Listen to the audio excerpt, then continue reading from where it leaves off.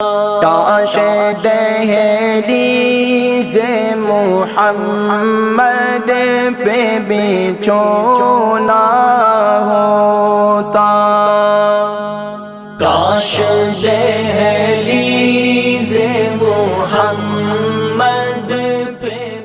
بسم اللہ الرحمن الرحیم اللہم صلی علی سیدنا محمد وعلی آل سیدنا محمد وبارک وسلم وصلی علیہ الحمد للہ وسلام علی عباده الذین اصطفى اما بعد فقد قال اللہ تبارک وتعالی فی القرآن المجید والفرقان الحمید بسم اللہ الرحمن الرحیم فذکر فإن الذکرى تنفع المؤمنین صدق اللہ العظیم. محترم و محتشم ناظرین و سامعین، السلام علیکم ورحمۃ اللہ وبرکاتہ ومغفرتہ. ناظرین کرام، الحمدللہ ثم الحمدللہ پچھلے سال بھی ہم نے ماہ رمضان مبارک کو اپنی زندگی کا یادگار رمضان بنانے کی کوشش کی، اور الحمدللہ پچھلے رمضان مبارک میں ہم نے حقوق اللہ کی جانب بھرپور انداز سے توجہ کی،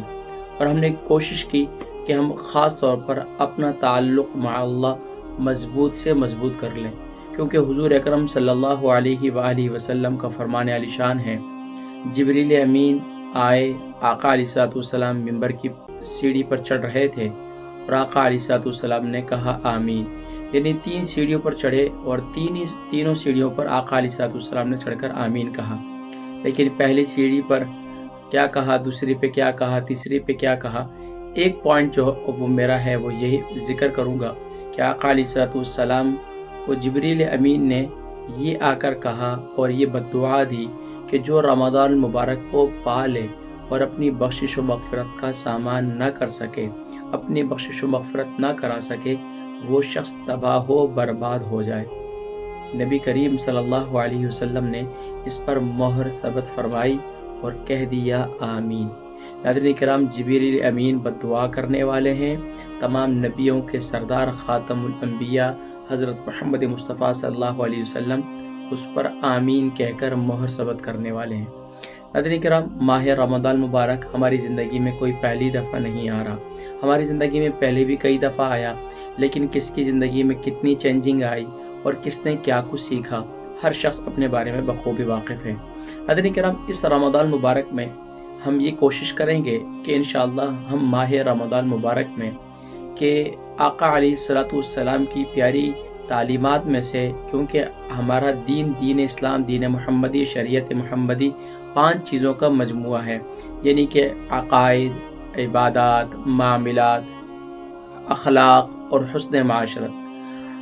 اب ناظرین کرام، اس میں سے کوئی بھی ایک چیز کمی ہوگی تو ہمارا دین کامل نہیں ہوگا. ہم بحیثیت مسلمان تو ہیں، بہت سے لوگ ہیں قرآن بھی پڑھ رہے ہیں، نماز بھی پڑھ رہے ہیں، ذکر و اذکار بھی کر رہے ہیں،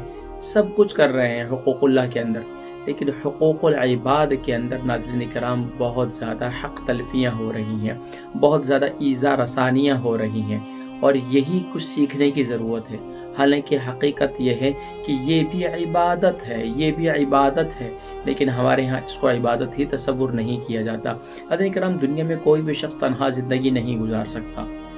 کوئی بھی شخص تنہا زندگی نہیں گزار سکتا. یقیناً والدین موجود ہوں گے، بہن بھائی موجود ہوں گے، اعزا اقارب موجود ہوں گے، آس پڑوس موجود ہوں گے، دوست احباب موجود ہوں گے، ملنے جلنے والے موجود ہوں گے. اب ان کے ساتھ معاملات زندگی کے اندر کہیں اونچ نیچ، ایذا رسانی، تکلیف، یہ معاملات ہو جاتے ہیں.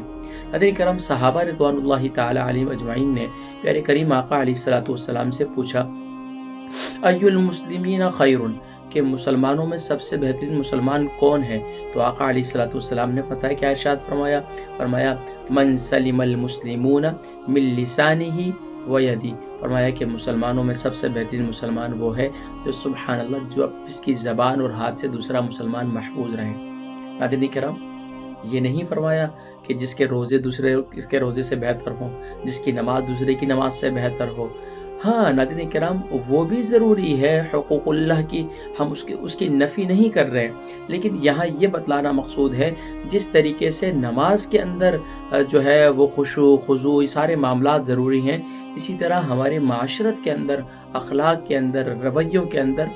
یہاں بھی ہمیں احتیاط کی ضرورت ہے۔ حضرات کرام انشاءاللہ اس رمضان مبارک میں کوشش یہی ہوگی کہ ہم حقوق العباد کو زیادہ سے زیادہ سیکھنے کی کوشش کریں، اور پھر اپنے روزوں کی، اپنی نمازوں کی، اپنے تلاوت کی، اور اپنے ذکر و اذکار کی، اور اپنی بقیہ عبادات کی حفاظت کر سکیں۔ حضرات کرام انشاءاللہ العزیز ترتیب وار پہلے رمضان مبارک سے لے کر 30 رمضان مبارک تک انشاءاللہ العزیز اس سال ہم یہ سیکھنے کی کوشش کریں گے کہ پہلے روزے کی حفاظت کیسے کریں، دوسرے روزے کی حفاظت کیسے کریں، تیسرے روزے کی، اور اسی طریقے سے انشاءاللہ العزیز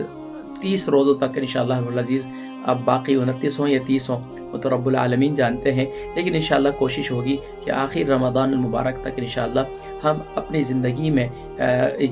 حقوق العباد کو سیکھ سکیں۔ مجھے امید ہے کہ انشاءاللہ ناظرین کرام ہمارا یہ سلسلہ یادگار رمضان انشاءاللہ اگر آپ ہمارے ساتھ جڑے رہیں گے تو انشاءاللہ اس رمضان مبارک کو آپ اپنی زندگی کا یادگار رمضان بنانے کی، یقیناً آپ کی زندگی کا یہ یادگار رمضان مبارک بن جائے گا۔ اللہ تبارک و تعالی مجھ گناہگار سیاہکار کو بھی اپنی زندگی کا اس رمضان مبارک کو یادگار رمضان بنانے کی توفیق نصیب فرمائے۔ حضرات کرام یہ وہ مہینہ ہے جس کے بارے میں پیارے نبی صلی اللہ علیہ وسلم ارشاد فرمایا کرتے تھے، اللہم بلغنا رمضان، اللہم بلغنا رمضان۔ آئیے رمضان مبارک تو نصیب ہونے والا ہے، انشاءاللہ نصیب ہوگا، لیکن اس رمضان مبارک کو گزارنا کیسے ہے، اپنی زندگیوں کو کیسے بہتر بنانا ہے، یہ ہے توجہ طلب بات۔ اللہ تبارک و تعالی مجھ گناہگار سیاہکار کو بھی کہنے اور سننے سے زیادہ عمل کرنے کی توفیق نصیب فرمائے۔ السلام علیکم ورحمۃ اللہ وبرکاتہ۔ کاش دہلیز محمد پہ بھی چونا ہوتا،